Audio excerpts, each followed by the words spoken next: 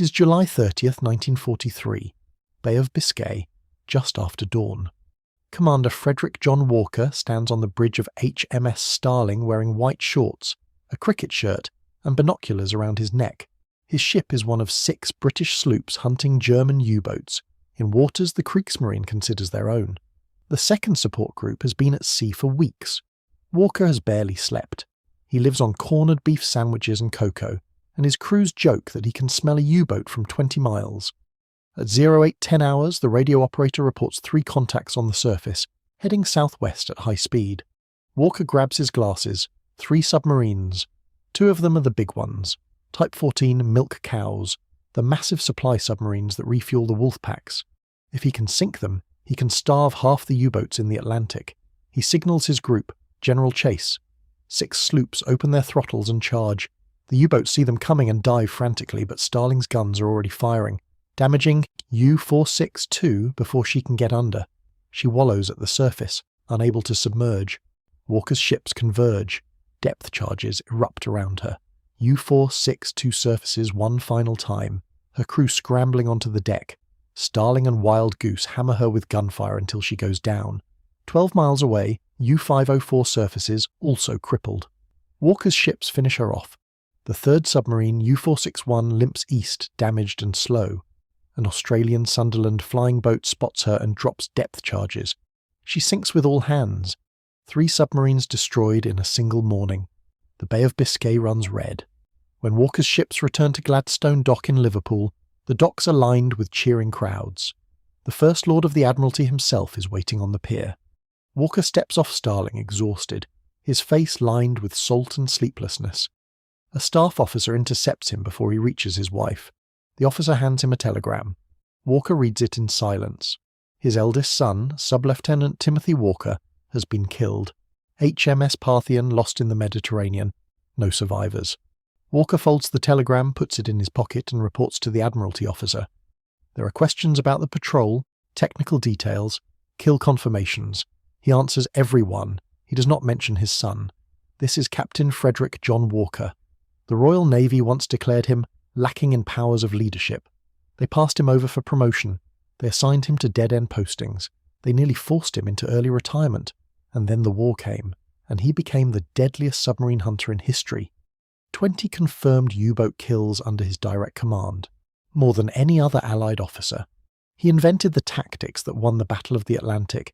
He worked himself literally to death hunting the enemy. But the Navy almost threw him away. This is the story of how the man they rejected saved Britain. Frederic John Walker is born on June 3, 1896, in Plymouth, England. His father, Frederick Murray Walker, is a Royal Navy commander. His mother, Lucy Selina Scriven, comes from a respectable family. Young Frederick, everyone will call him Johnny after the whiskey, grows up in a naval household where the service is everything and tradition is law. In 1909, at 13 years old, he enters the Royal Naval College at Osborne on the Isle of Wight, then transfers to Dartmouth. He excels. He finishes 4th in his class in April 1913. He wins the King's Medal for academic achievement. He boxes. He plays rugby. His instructors note him as a promising young officer with exceptional ability. On January 15th, 1914, Midshipman Walker receives his first posting, HMS Ajax, a battleship of the 2nd Battle Squadron. He is 17 years old. 8 months later, Britain declares war on Germany. Walker serves through the First World War on destroyers, HMS Mermaid in 1916, HMS Sarpedon in 1917. He earns his promotion to lieutenant in August 1917 at 21. He sees convoy duty. He sees anti-submarine patrols. He sees the futility of trying to protect merchant ships from an enemy you cannot see, cannot track, and cannot kill. The war ends. Walker has survived. He marries Jessica Eileen Ryder Stobart on a date the records do not specify. Sometime in the early 1920s, they will have 3 sons and a daughter. He loves his family. He writes them letters from sea about domestic matters, about gardens, about his longing for retirement. But retirement is decades away. And in 1924, the Royal Navy establishes HMS Osprey, the new anti-submarine warfare training school on the Isle of Portland. Walker volunteers for the course. This is where his career begins to diverge from his peers. In the Royal Navy of the 1920s and 1930s, anti-submarine warfare is not glamorous. It is not a path to promotion. The officers who rise are gunnery specialists, torpedo experts, men who command cruisers and battleships, not the ones who chase invisible enemies with primitive sonar equipment in rough seas. Walker does not care. He becomes obsessed with the problem. How do you find a submarine? How do you track it? How do you kill it before it kills you? He studies tactics. He runs exercises. He develops theories that nobody in the Admiralty wants to hear. In May 1933, he's promoted to commander, late in the zone, meaning he was passed over multiple times before finally making the rank. He takes command of HMS Shikari, a First World War destroyer. In December 1933, he is given HMS Falmouth, a Shoreham-class sloop based on the China station. This is where the wheels come off. Walker hates Hong Kong. He hates the ceremonial duties. He hates being the Admiral's yacht, the ship that ferries senior officers around and hosts diplomatic parties. He makes his feelings abundantly clear. He requests transfers to smaller ships, to patrol duties, to anything that will let him do real work instead of playing chauffeur. His fitness reports from this period are scathing. His superiors note his lack of powers of leadership. They describe him as difficult, outspoken, unsuited for high command. These reports follow him for years. In April 1937, he's recalled to Britain and appointed experimental commander at HMS Osprey, the anti-submarine school. This is a technical posting, not a command. It is the kind of job you give an officer whose career has stalled. Walker is 41 years old. He has not been promoted since 1933. He's falling behind his peers. And then, in September 1939, Germany invades Poland. Britain declares war on September 3, 1939. The Royal Navy is desperately short of anti-submarine specialists. Walker is one of the few officers in the service who has spent years studying the problem. He is the experimental commander at the premier ASW training facility. He should be invaluable. Instead, he's appointed Operations Staff Officer to Vice Admiral Sir Bertram Ramsay. A desk job, planning, coordination, no command. Walker watches from Dover as the war unfolds. In the first 3 months, German submarines sink over 400,000 tons of merchant shipping, losing only 9 U-boats. The ratio is catastrophic. Britain is being strangled. In June 1940, the Royal Navy loses ships lifting the British Expeditionary Force from Dunkirk. That same month, U-boats sink almost 600,000 tons more. At this rate, the merchant fleet will be destroyed within 2 years. Britain will starve. Walker has ideas: aggressive convoy protection, coordinated group tactics, pre-arranged attack codes, hunting U-boats instead of just defending ships. He writes reports. He submits proposals. The Admiralty nods politely and files them. He does not get a command. Months pass. Other officers, younger, less experienced, are given escort groups. Walker remains at his desk. His fitness reports still haunt him, lacking in powers of leadership. The phrase follows him like a curse. By mid-1941, Britain is losing the Battle of the Atlantic. Prime Minister Winston Churchill will later write, "The only thing that ever really frightened me during the war was the U-boat peril." In October 1941, someone finally takes a chance on Walker. He is given command of HMS Stork, a 1,200-ton Bittern-class sloop. More importantly, he is given command of the 36th Escort Group, 2 sloops, Stork and Deptford, and 7 corvettes, small ships, slow ships, but his ships. Walker is 45 years old. This is his first combat command, and he has one chance to prove that his ideas work. If he fails, his career is over. Walker drills his group relentlessly, at shore facilities, at sea. He teaches them his system of pre-arranged codes, simple signals that allow ships to coordinate attacks without long radio transmissions. He teaches them how to work together, how to keep a U-boat in sonar contact while other ships maneuver for the kill. The official Admiralty doctrine states, "The job of a convoy escort is to get the convoy from A to B without too much in the way of losses." Walker's doctrine states, "The object is to destroy U-boats, particularly those which menace our convoys. The difference matters." In November 1941, Walker takes his group to Gibraltar with Convoy HG76. During exercises there, his corvette HMS Marigold sinks U-433. It is the 36th Escort Group's first kill. Walker runs more drills. On December 14th, 1941, Convoy HG76 sails from Gibraltar, bound for Liverpool. 32 merchant ships, carrying iron ore, ammunition, Moroccan tomatoes, Spanish onions, everything wartime Britain desperately needs. The escort is unusually strong. Walker's 36th Escort Group, 3 destroyers, Blankney, Stanley, Exmoor, 2 more sloops, Fowey, Black Swan, 4 more corvettes, and, critically, HMS Audacity, the Royal Navy's first escort carrier, a converted German cargo ship carrying 6 Grumman Martlet fighters, 17 warships total. German agents in Spain report the convoy's composition and departure time to U-boat command. Admiral Karl Dönitz assembles Gruppe Seerauber, 7 U-boats, reinforced to 10. They form a patrol line southwest of Cape St. Vincent and wait. The convoy passes through the patrol line undetected on the night of December 15th. Audacity's aircraft and RAF Coastal Command Swordfish keep the U-boat submerged, unable to shadow. But on December 17th, U-131 gains contact. The battle begins. Walker's tactics are revolutionary.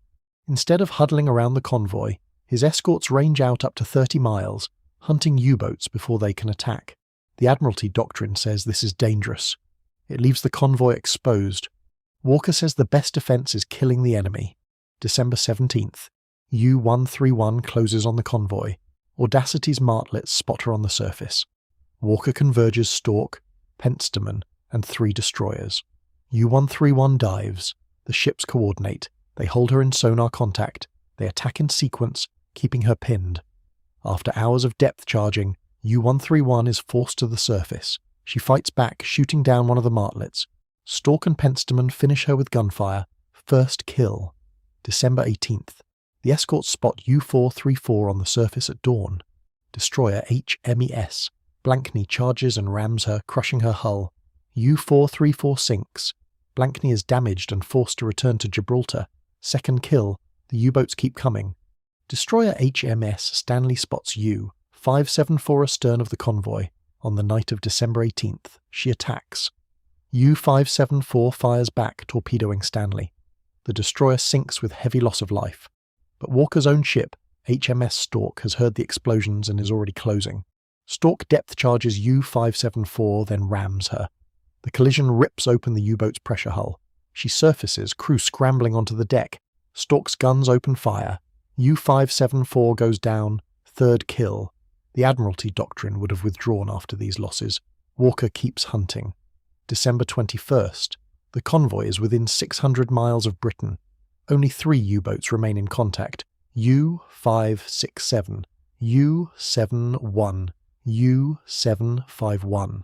But one of them is commanded by Engelbert Endres, the 3rd highest scoring U-boat ace in the Kriegsmarine. Dönitz orders the final attack. That night, U-567 torpedoes the merchant ship Anavor. She sinks. Moments later, Endres lines up HMS Audacity. The escort carrier is zigzagging behind the convoy without her destroyers. U-567 fires 3 torpedoes. All 3 hit. Audacity capsizes and sinks. Walker's escorts counterattack. Corvettes Marigold, Vetch, and Samphire pummel the area with depth charges.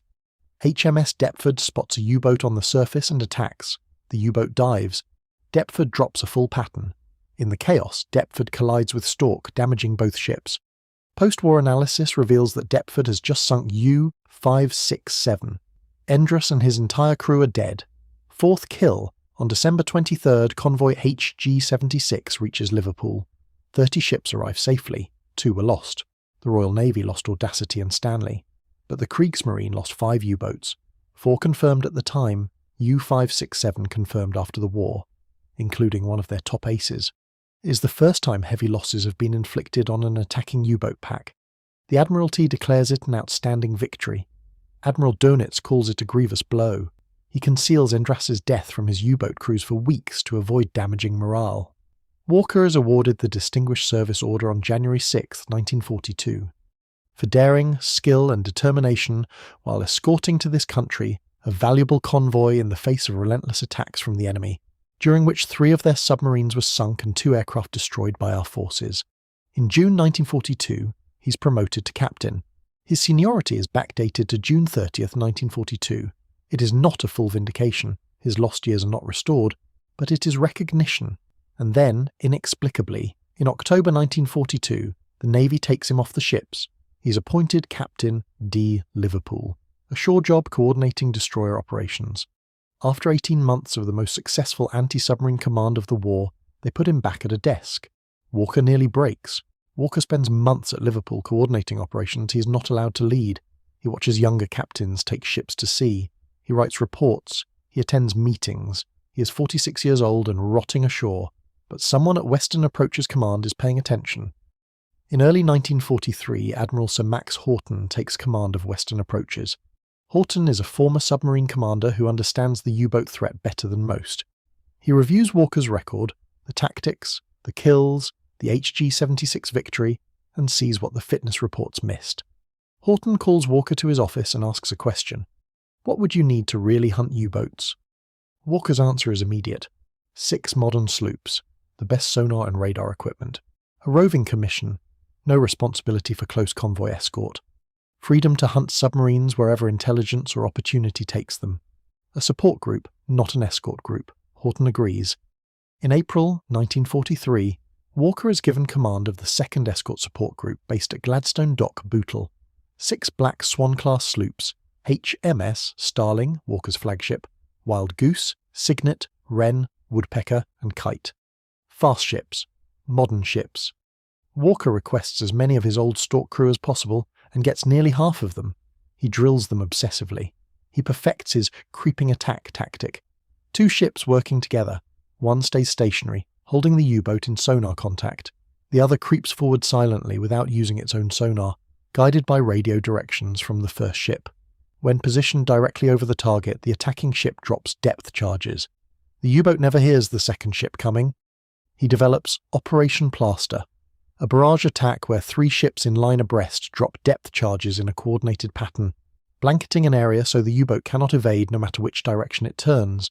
He teaches his crews to hunt submarines to exhaustion, staying on contact for hours, days if necessary, until the U-boat's batteries die and it is forced to surface.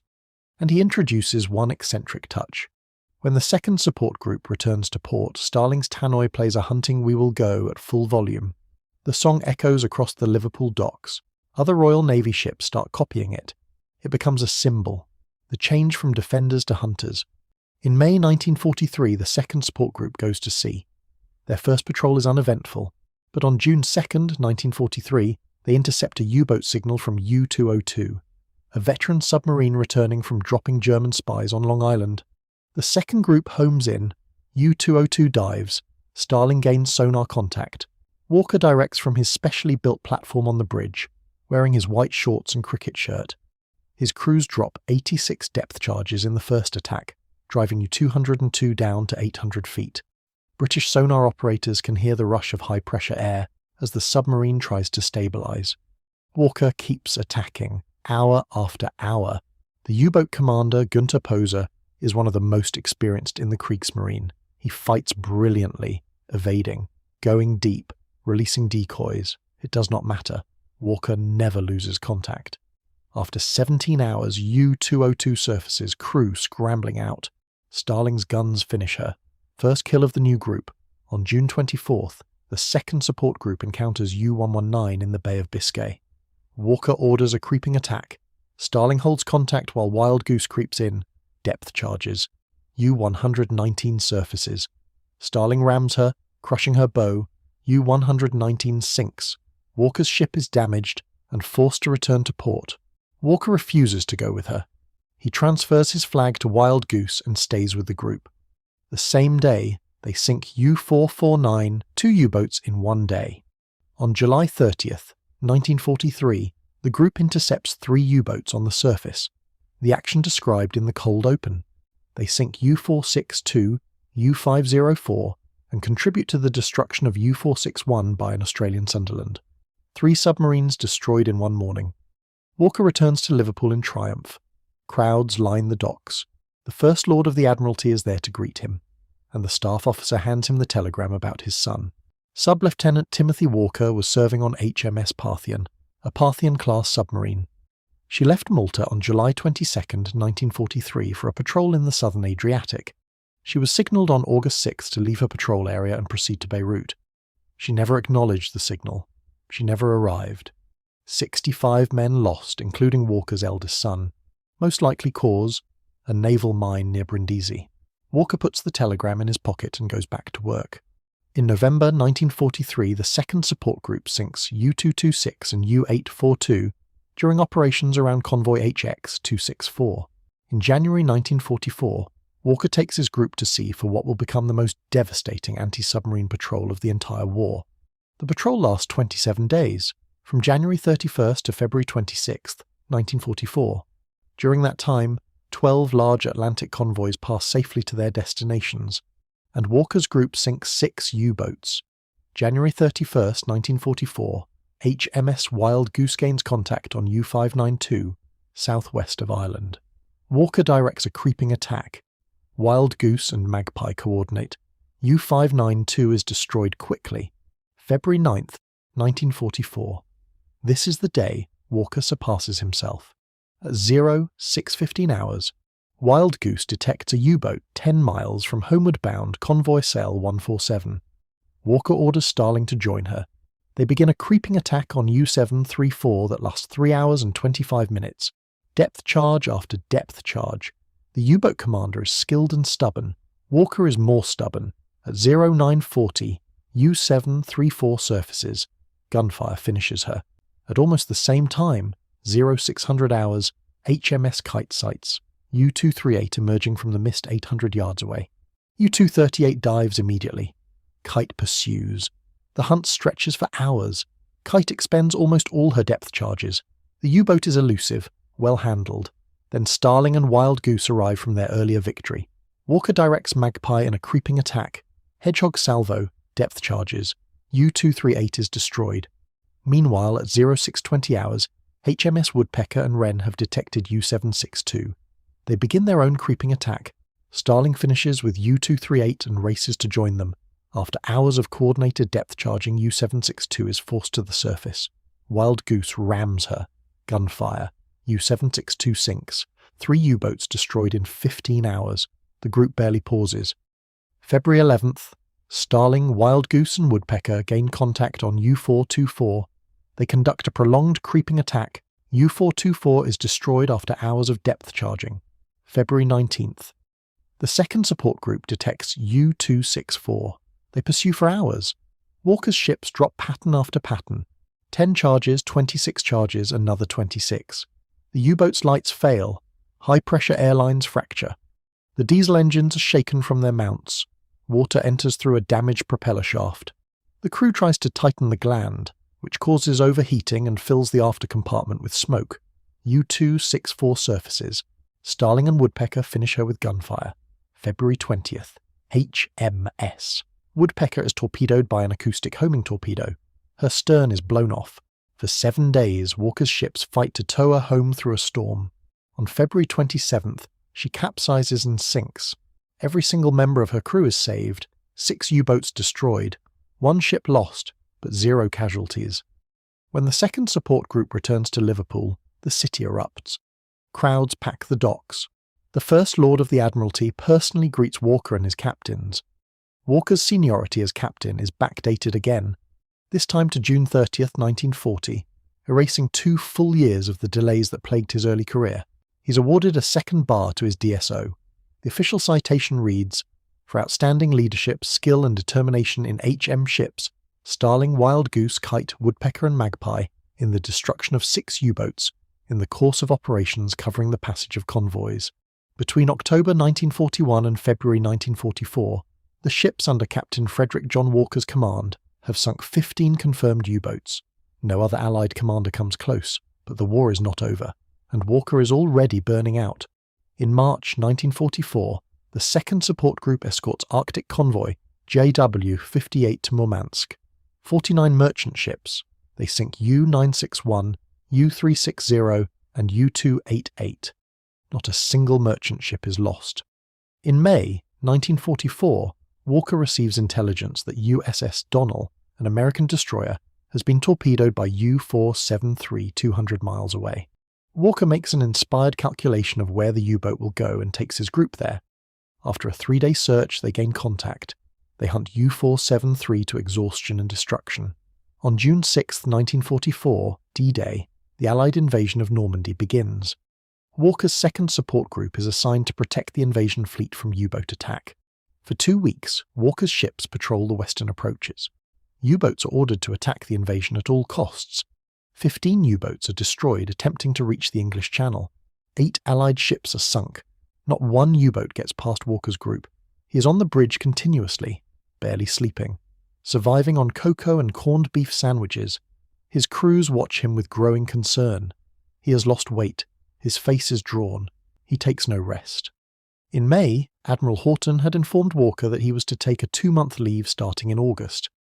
After that, he would be trained in aircraft carrier operations, then promoted to flag rank, Rear Admiral, and given command of a carrier task force for deployment to the Pacific. Walker is being groomed for the highest levels of command.